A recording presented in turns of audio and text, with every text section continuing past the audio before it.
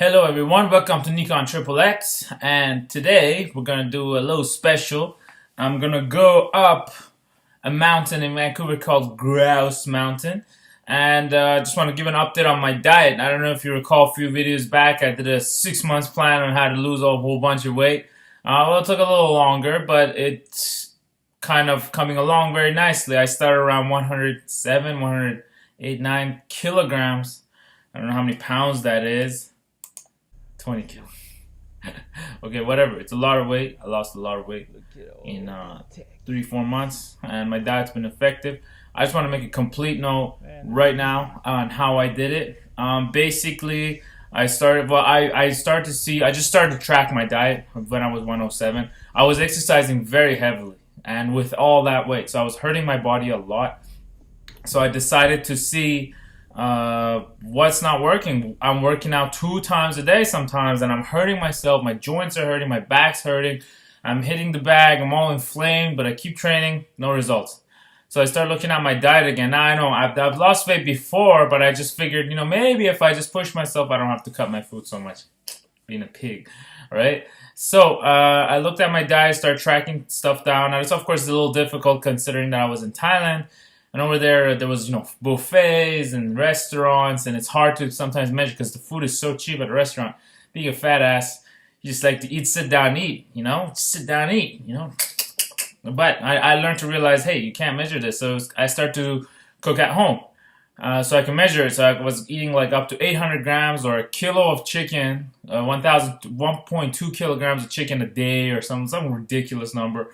And I was eating about 2,000. So I reduced I think my estimate is my average was around 4,000 to 5,000 calories a day on a high day. And on a low day, maybe 3,500, something like that. So I started to reduce from 3,000, 5,000, floating up in the universe of weight gain.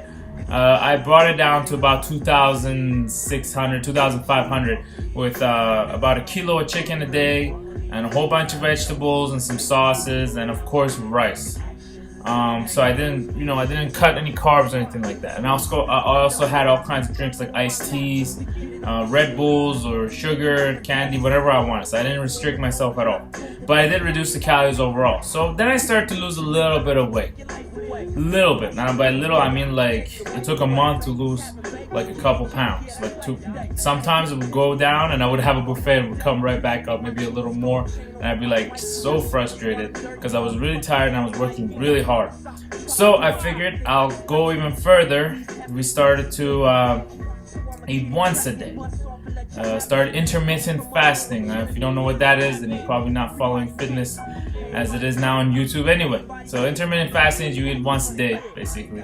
Old style warrior diet, basically, man, people back in the day used to eat like this anyway. So it's not like you had like regular meals at any time anyway. So once a day, and then I would have coffee around it, but and of course the meal was very big. So that was probably around 2,000, 2,500 calories. And I thought I was eating little because I could only eat so much in one meal, which is true. It did reduce my overall calories, so I started losing more weight. So I came down all the way from 107 to 103 in about 3 months. So I lost about 12 pounds in 3 months. That's just pretty slow. 4 pounds per month. Then I came to Canada, and then I'm like, okay, look, this is getting ridiculous. I can't do anything with this kind of weight. I can't work. It was just, for me, it's hard because I'm not a very big person. I don't have a big frame.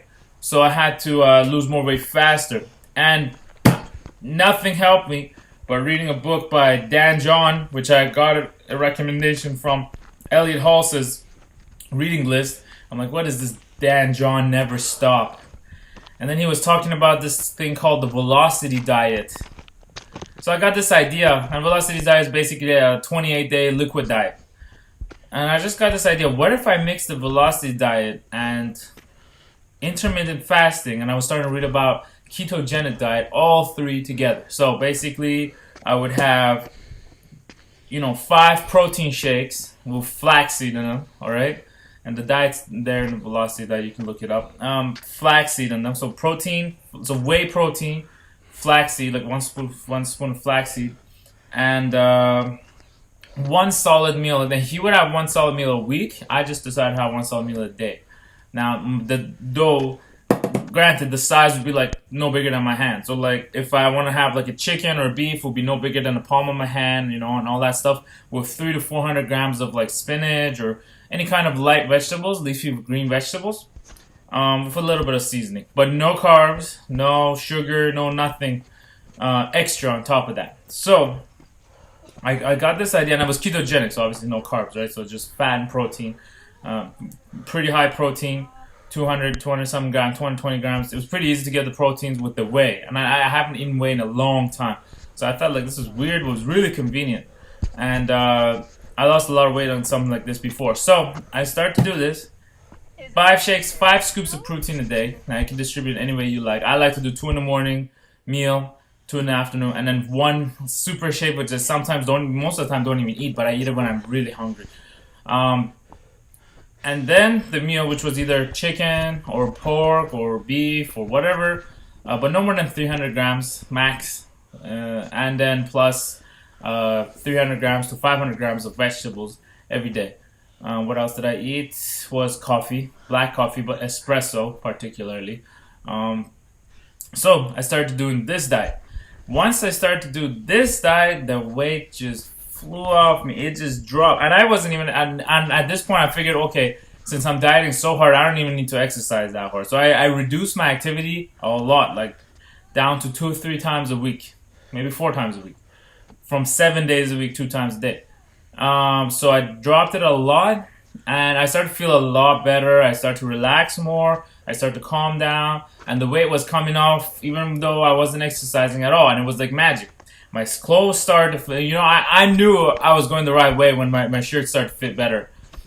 And then I started hitting, so 103, 100, 99, 98, 97, 96, 95, 94, 95. What was it? 93, 92, 91, 90, 89, 88, 87 and a half, 87. And that's where I'm at now. So after about 3 months, I lost more than, like, how much was it? Like from 20, I guess about 20 kilos, right? So if I lost 20 kilos in three months, okay, that's a lot of weight. So if 20 kilos in 3 months is about 44 pounds. I don't know how much is that per month, like 15 pounds a month, which is actually just right, because you want to lose no more than 16 pounds, 15, 16 pounds per month anyway. So it was a safe rate of loss. But here's what happened. Once I hit 88, I noticed for a couple of weeks my weight didn't go down as fast as I liked. Mind you, as regarding cheat plans and, like, you know, I'm not, like, everybody thought I was like some superpower, but this is not true. I'm not some superpower. Basically what happened is every 3 weeks instead of every week, every 2 weeks to 3 weeks, I would even say I would shoot for a month. Right now I'm shooting for a month. No cheat meals for a month, and then have like a cheat meal. And it doesn't even have to be gorging myself. I just do it because, like, I want a carb refeed, really. And what I'm starting to find out is like some foods are more efficient. So, like, basically I worked in a pizza shop for a couple times, so I got a pretty good price on pizza. So I had a couple of pizzas. I think I had 3 pizzas, 3 cheat meals and 3 meals. So I guess about 3 cheat meals and 1 sushi. So about it came to about once every 3-4 weeks. 3-4 weeks about. And that was for my cheat meals. So that's what I'm saying about cheat meals. The less you have cheat meals, the better. I prefer carb refeeds, which I'm starting to get into, because ultimately you're getting what your body actually wants, not what. Don't reward yourself with food, because food is not a toy. It's not an entertainment. Food should only be fuel. It's a building block. It's an essential tool towards your fitness goals. And these are philosophies that are becoming more clear to me. I'm sharing these ideas because I want to read them later in case I ever fuck up and forget, because I like to travel and life goes up and down and shit. Anyway, at this point now, about 2 weeks ago, I upped the cardio. So I realized I'm 88 kilos, so I went for a walk. I've been walking, not running, walking. So I started walking more, and then I walked, and then I realized, hey, how about I run a little bit? Then I ran 10K, ran around Stanley Park. We have a big park here in Vancouver. 10 kilometers in 1 hour. I'm like, holy shit, these are my I couldn't run like that fast since like 4 or 5 years ago. 6 years ago, I couldn't run that fast. So it was really amazing to see how much more efficient your body becomes. So after that day, I almost ran 3 days in a row, 10Ks a day, and then swimming, hitting the punching bag, and then going to sparring with some MMA kids and stuff like that. And I wasn't tired as much as I thought. My body wasn't hurting. I mean, it was a little bit sore, but not hurting. Before it would be hurting. Like my ankles would be swollen, back pain, joints would be all like inflamed. But no, none of that. After all this, I realized, okay, the cardio's got to be in place. I started to get a little bit lazy in the weights department, so I started to do more weightlifting. Granted, I've lost a bit of strength, not a lot, but a bit. So like, let me put an example. So like, let's say I could bench press 225, 5 times 5, very easily before. Now it's become a serious challenge. So I have to reduce like a few pounds here and there, or maybe ask for a little spotter if I really want to hit the same numbers. But essentially, the strength has been pretty close to where I left off. It's very difficult to grow strength at this point, I find, but at the same time my stamina is increasing by the day. I think my VO2 max is just going up as I'm running, skipping, hitting the bags. Like the other day I did 15 rounds of boxing like it's nothing, where areas before that would have ended the day. I would be like, okay, that's it, let's call it a day. Strength-wise, it suffered, but because there's no carbs, there's no sugar. Now I'm starting to read that, like, you know, as I get more advanced. So once I get closer to my goal, there will have to be a carb refeed and a carb diet break. So in a few more weeks, once I've got in Thailand, I've dieted for about 4 months straight, and this 4 months straight, I should have lost. Hopefully, I'm projecting now, so I'm not sure if I will. I should lose about 26 kilos, so I should be about 82 kilograms by the time I get to Thailand.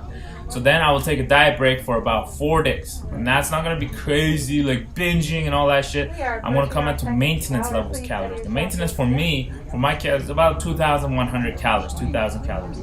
Once I go to that level for a week, so it's mostly going to be carbs. So lower on protein is going to be kind of consistent, but lower fat, but higher carbs. To rebuild, carbing up, to refill the charges and, you know, build up the muscles again, and then the carb refeed is going to be done, and then 2 more big pushes of the diet. Basically, again, you know, what was it? Velocity diet, ketogenic, intermittent fasting diet to keep the insulin levels low and, you know, blood sugar stable, and, you know, still maintain muscle. We're going to go through for 2 more months in Thailand. It's going to be a lot more stressful because, you know, heat stress. You got to add up for and training in Thailand and stuff. And I'm looking to compete again because I never thought it'd be possible to lose this weight, this much weight this quicker.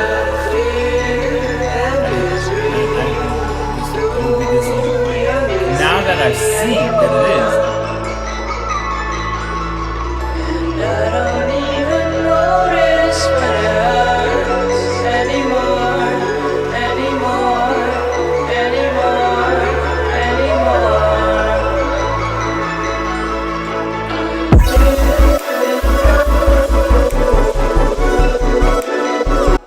The fucking mountain.